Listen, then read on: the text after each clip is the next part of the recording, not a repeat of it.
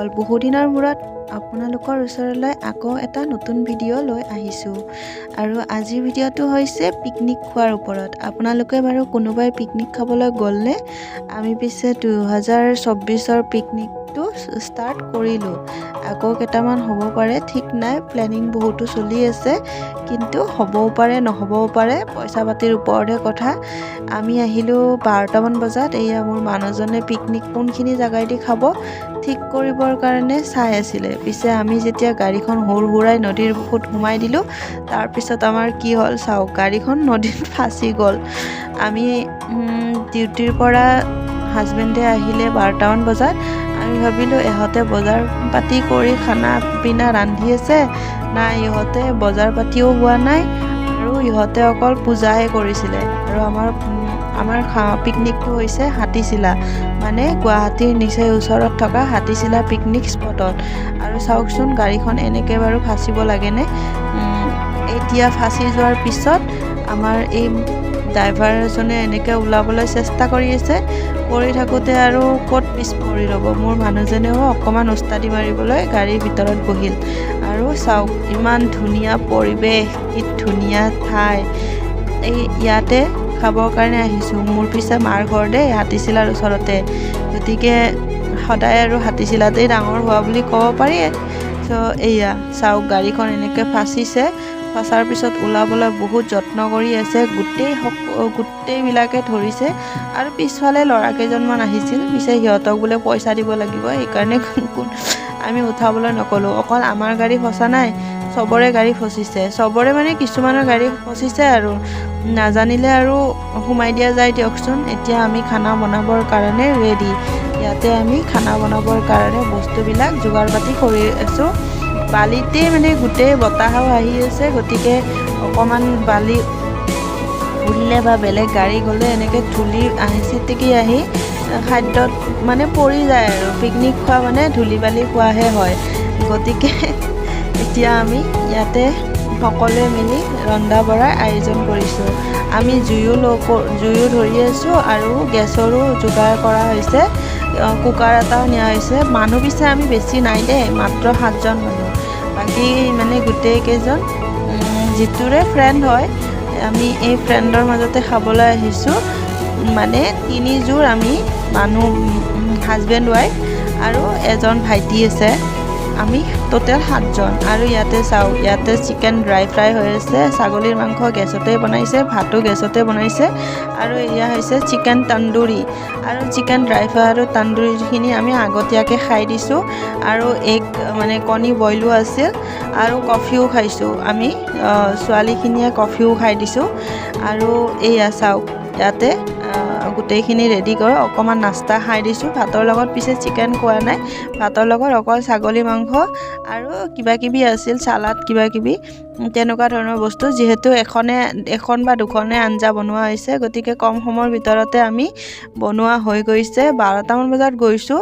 আৰু ময়ো সকলোকে এইটোৱে ছাজেষ্ট কৰোঁ যে পিকনিক খাবলৈ গ'লে এসোপামান আইটেম নকৰিব, কম আইটেম কৰিব, যাতে সোনকালে হৈ যায়। কাৰণ এটাতো আপোনালোকে যাওঁতেই বহুত টাইম লাগি যায়, তাৰপিছত গৈ পেলাই ঠাইবোৰ বিচাৰিব লাগে। তাৰপিছত ঠাই বিচাৰি বনাওঁতে মিলোতে যদি বহুত আইটেম কৰে, সন্ধিয়া হৈ যাব। তাৰপিছত আপুনি মোবাইলৰ টৰ্চ মাৰি জ্বলাই খাব লাগিব। আৰু চাওকচোন মোৰ এই অৱস্থা হৈছে, হাতখন গোটেই ফাটি অৱস্থা নাই। যিহেতু মোৰ স্কিনটোৱে ড্ৰাই, তাতে আকৌ ধূলি বালিৰ মাজত এনেকৈ ড্ৰাই বতাহৰ মাজত এনেকৈ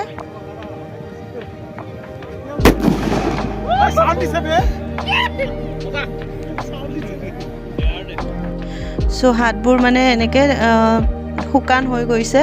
আৰু আমাৰ বমো লৈ গৈছিল, দিৱালীৰ বোলে বম আছিল তেওঁলোকৰ, তো তেওঁলোকে বম লৈ গৈছে। আৰু বম আমাৰ মানুহজনে ফুটাই বহুত ভাল পায়, হাততে ফুটাই দিয়ে ভাই, কেতিয়াবা ভয়ে লাগি যায় মোৰ।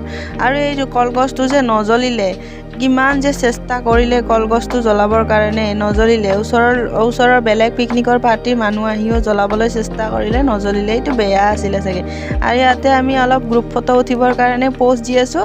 নাই, চহৰীয়া দাই বোলে কলগছটো জ্বলাইহে ফটো উঠিব নাই পিছে নজ্বলিলে আৰু উপায় নাই আৰু চহৰীয়া দা আমাৰ অলপ চিনাকিৰে হয় দেই মানে গোটেইখিনি ফ্ৰেণ্ডে হয় গোটেইখিনি আমি ফ্ৰেণ্ডৰ মাজতে গৈছোঁ আৰু চাওক এয়া ইয়াতে আমি খানা খাবৰ কাৰণে বহি গৈছোঁ এয়া মই কাৰ্টুন পাৰি লৈছোঁ আৰু পানীৰ জগ এইবিলাক গোটেইখিনি মানুহে মিলি জুলি বনভোজ খোৱাৰ মজা খুব বেলেগ আৰু কম মানুহ হ'লেও ভাল লাগে আগতেতো বেছি মানুহৰ লগতে গৈছিলোঁ এইবাৰে প্ৰথম কমকৈ মানুহৰ লগত গৈছোঁ আৰু এতিয়া আমি নাচিবৰ কাৰণে সাজু আৰু চাওকচোন মই এতিয়া মোবাইলটো থবৰ কাৰণে পকেট বিচাৰি আছোঁ পকেটত নাই জেকেটৰ পকেটত চেইনডাল ফাঁচি থাকিল চেইনত সোমাবৰ কাৰণে চেষ্টা কৰি আছোঁ নোসোমাইহে এইফালে সোমাই দিলোঁ এতিয়া চাইছোঁ যে পকেটখনে সৰু মোবাইলটো ওলাই থাকে নাই এনেকৈ নহ'ব আৰু মোবাইলটো এটা জেগাত থৈ নাচিবৰ কাৰণে ৰেডি ইফালে গীতিষ্ণা আৰু এখেত হৈছে গীতিষ্ণাৰ ভনী জোৱাই গীতিষ্ণা আৰু অংকিতা বাই ভনী হয় এখেতে CRPFত চাকৰি কৰে আৰু গীতিষ্ণা আৰু অংকিতা সম্পৰ্কীয় বাই ভনী হয় আৰু গীতিষ্ণা আৰু গীতিষ্ণাৰ হাজবেণ্ডে আছাম পুলিচত চাকৰি কৰে আৰু ইয়াতে তাৰপিছত আকৌ ময়ো নানাচাকৈ ৰাখিব পাৰোঁ নেকি মইতো আৰু ওস্তাদে মই এনেই বুঢ়ী নাচনী তাতে আকৌ নাতিয়েকৰ বিয়া তেনেকুৱা টাইপ মোবাইলটো হাতত লৈ অকণমান নাচি দিলোঁ আৰু এনেকৈ নাচিব আৰম্ভ কেনেকুৱা লাগিছে চাওক আৰু আমি এনেকৈ তিনিজনে নাচিবলৈ ধৰিছোঁ আৰু এয়া অংকিতাৰ গাড়ীতে বহি আছে অংকিতাৰ ভাগৰ লাগিছে চাগে তাই ৰন্ধা বঢ়া কৰিছে সেইকাৰণে ভাগৰ লাগিছে আমি যোগাৰ পাতিহে কৰি দিছিলোঁ আৰু এয়া চাওঁ গীতিষ্ণাৰ হাজবেণ্ড মানে দাদা তো তেওঁ মানে আহিছে আৰু গীতিষ্ণাই কৈছে তুমি মোৰ মোবাইলটো ধৰা ময়ো অকণমান নাচি দিওঁ চ' আমি দুজনী মিলি পূৰা ডান্স কৰিব ধৰিলোঁ আৰু বিহুৱেই নাচিলোঁ বেলেগ একো নচা নাই আৰু নাচিবলৈ আমি ইমান সময়ে নাপালোঁ ৰন্ধা বঢ়া খাওঁতে অলপ সন্ধিয়া টাইপ